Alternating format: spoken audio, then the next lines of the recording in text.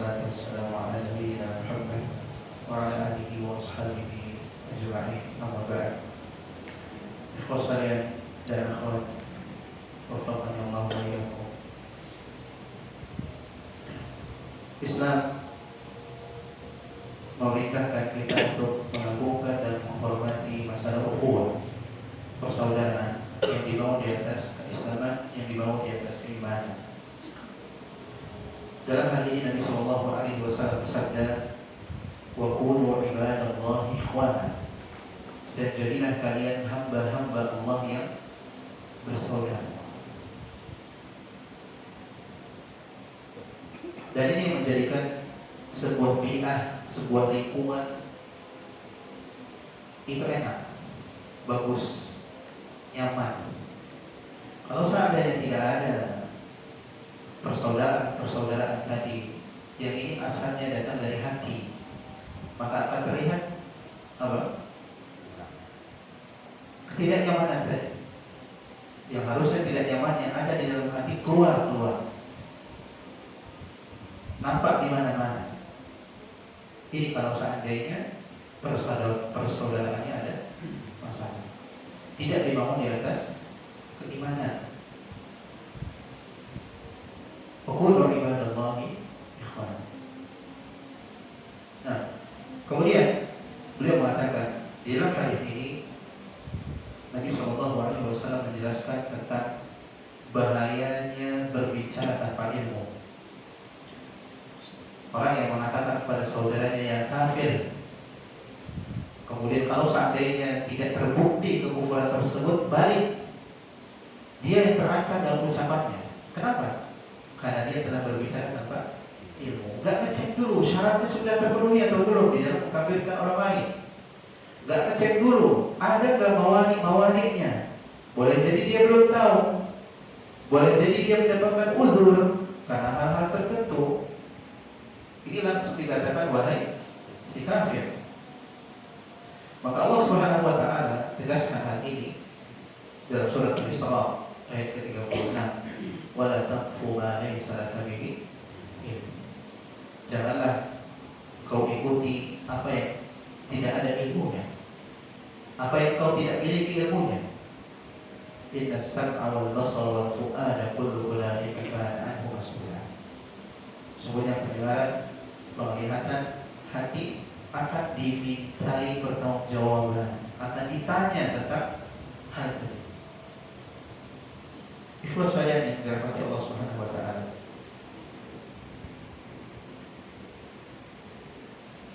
Masalah sok tahu, berbicara tanpa ilmu, ini masalah yang besar. Dosanya ini dosa besar, keburukan yang sangat besar.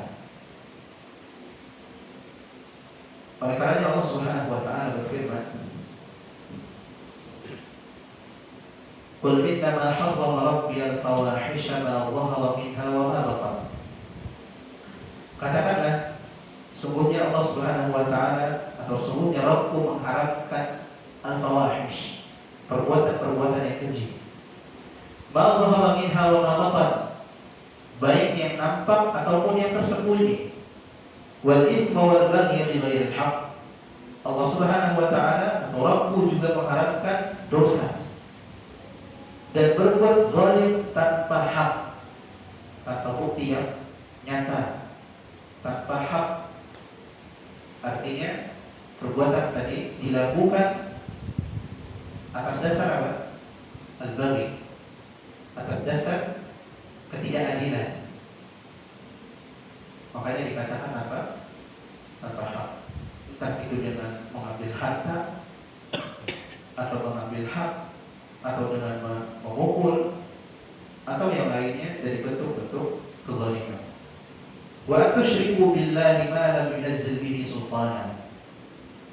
Rabbku juga mengharamkan kalian menyekutukan Allah Subhanahu wa taala, yang kesyirikan atau perbuatan menyekutukan Allah Subhanahu wa taala ini apa? Belum pernah diturunkan buktinya, pembenarannya. Artinya perbuatan ini perbuatan yang Allah haramkan. Kalian menyekutukan menyebutkan Allah Subhanahu wa taala itu termasuk perbuatan yang diharapkan. Wa an taqulu 'ala Allahi ma la ta'lamun.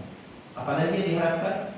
Kalian berbicara atas nama Allah Subhanahu wa taala dengan apa yang kalian tidak ada ilmunya, tidak kalian ketahui. Tentang ayat ini, khusus kalian, Al-Imam Ibnu Qayyim rahimahullah taala mengatakan, Allah Subhanahu wa taala membuat urutan perkara-perkara yang Allah harapkan itu kepada 4 bagian. Yang pertama, Allah Subhanahu wa taala sebutkan dengan yang paling ringan, perbuatan-perbuatan keji. Entah itu apa sifatnya, perbuatan anggota badan atau perbuatan lisan, ucapan, membuat fawahish. Kemudian yang kedua, Allah Subhanahu wa taala iringi dengan dosa-dosa dan kezaliman. Yang ini lebih besar lagi. Kemudian yang ketiga, Allah Subhanahu wa taala sebutkan dosa yang lebih besar lagi, yaitu tentang kesyirikan. Kemudian yang keempat, Allah Subhanahu wa taala sebutkan yang lebih parah dari kesyirikan. Apa? Berbicara atas nama Allah Subhanahu wa taala apa? Oleh karenanya para ulama mengatakan ada dosa di atas syirik, yaitu apa? Ta'ali 'ala Allah bila ilm. Sok tahu atas nama Allah Subhanahu wa taala. Ikhlas kalian dirahmati Allah Subhanahu wa taala. Hal ini mencakup semua apa yang Allah Subhanahu wa taala tetapkan, entah itu tentang nama-namanya atau sifat-sifatnya atau perbuatan-perbuatannya atau tentang agama dan syariat Allah Subhanahu wa taala. Ketika berbicara tentang hal tadi tanpa ilmu, maka jatuh kepada ancaman di dalam ayat ini. Jatuh kepada keharaman yang besar. Maka Allah Subhanahu wa taala juga mengatakan wala taqulu lima tasifu alsinatukum al-kadhib hadza halal wa hadza haram litaftaru 'ala Allahi al-kadhib innal ladzina yaftaruna 'ala Allahi al-kadhiba la yuflihun. Jangan kalian mengatakan terhadap apa yang lisan-lisan kalian sifatkan itu bohong. Ini halal, ini haram, untuk membuat kebohongan atas nama Allah Subhanahu wa taala. Yang aslinya ini haram dikatakan halal, yang aslinya ini halal dikatakan haram, dan seterusnya. Maka Allah katakan tentang mereka, innal ladzina yaftaruna 'ala Allahi al-kadhiba la yuflihun. Orang yang membuat kebohongan atas nama Allah la yuflihun, tidak akan pernah beruntung, tidak akan selamat nanti akhirat. Mata'un qalil. Hal yang mereka lakukan itu apa? Biasanya untuk apa? Membuat yang halal haram, haram halal, untuk apa? Mendapatkan dunia. Mata'un qalil. Yang kayak gitu tuh hanya apa? Kesenangan yang sedikit. Walahum 'adzabun alim. Nanti untuk mereka ada yang pedih ya. Ikhlas kalian yang dirahmati Allah Subhanahu wa taala. Ini perkataan Imam Ibnu Qayyim terkait dengan ayatnya. Sekali lagi, bahaya masalah berbicara tanpa ilmu. Maka berlaku atas hal ini sabda Nabi yang tadi kita sebutkan, kalau saatnya kita beriman kepada Allah Subhanahu wa taala dan hari akhir, maka hendaknya berbicara yang baik. Artinya berbicara yang baik, berbicara tentang atau berbicara dengan ilmu. Atau diam. Kenapa diam? Karena kita tidak punya ilmu. Katakan wallahu a'lam. Allah yang lebih. Kemudian poin selanjutnya, dan masih berkaitan dengan poin sebelumnya, bahayanya al-qadah, mencacati akidah manusia tanpa ilmu. Mengatakan si fulan itu akidahnya khawarij, fulan itu akidahnya apa? Murji'ah, fulan akidahnya jahmiyah, dan seterusnya. Tapi tanpa ilmu, belum ditanya, belum dicek, hanya pernah duduk sama si fulan, jadi apa? Tertarik-tarik. Pernah dapat seperti ini, Pak? Misal di kelompok sebelah orang duduk dengan seorang yang berakidah atau bermanhaj Ahlus Sunnah, langsung apa? Jadi masalah, dikeluarkan dari kelompok. Atau sebaliknya, padahal cuma duduk doang, mungkin apa? Beli makanan, beli somai atau apa, tapi malah karena imbasnya. Padahal masalah keyakinan tetap masih sama. Ikhwas sekalian yang dirahmati Allah Subhanahu wa taala, masalah ini perlu untuk kita berhati-hati. Makanya poin tadi masalah apa? Berbicara mensematkan kekufuran terhadap sesama muslim tidak termasuk kepada perkara-perkara yang diharamkan dan termasuk dosa besar. Maka Nabi SAW katakan, "Ayyu rajulin qala li akhihi ya kafir faqad ba'a biha ahadukum." Laki-laki mana saja yang mengatakan kepada saudaranya wahai si kafir, maka ucapan tadi akan kembali kepada salah satu dari keduanya. Ikhwas sekalian yang dirahmati Allah Subhanahu wa taala, kita simak beberapa poin terakhir. Yang pertama, dari hadis ini kita pahami bahwasanya yang namanya balasan itu tergantung amal. Al-jaza min jinsil amal.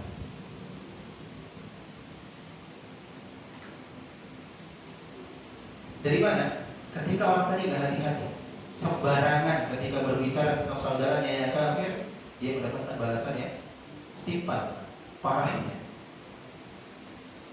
Dan kita sebutkan tadi, ketika dikatakan perkataan tadi akan kembali kepada dirinya, bukan berarti dirinya kafir, tapi itu ancaman yang keras.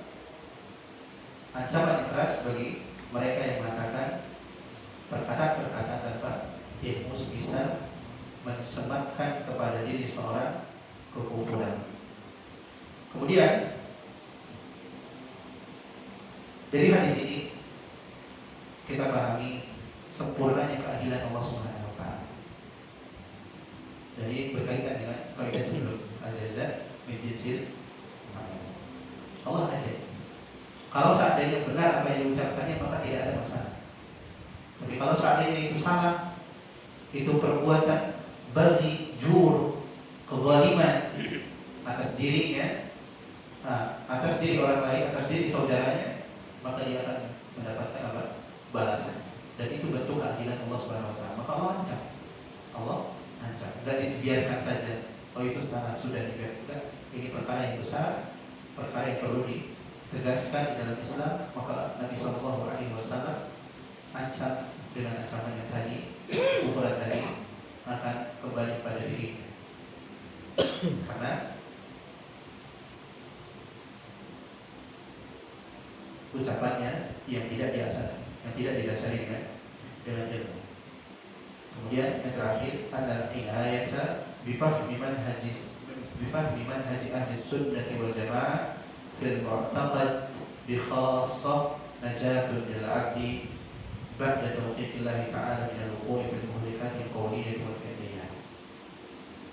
Bahwasanya perhatikan atau memiliki perhatian dengan manhaj salaf, manhaj Ahlus Sunnah wal Jamaah dalam masalah keyakinan secara khusus, itu adalah keselamatan untuk hamba dari terjatuh kepada hal-hal yang membinasakan, baik hal tersebut sifatnya qauliyah, ucapan, atau fi'liyah, perbuatan, dengan taufik dari Allah Subhanahu wa taala.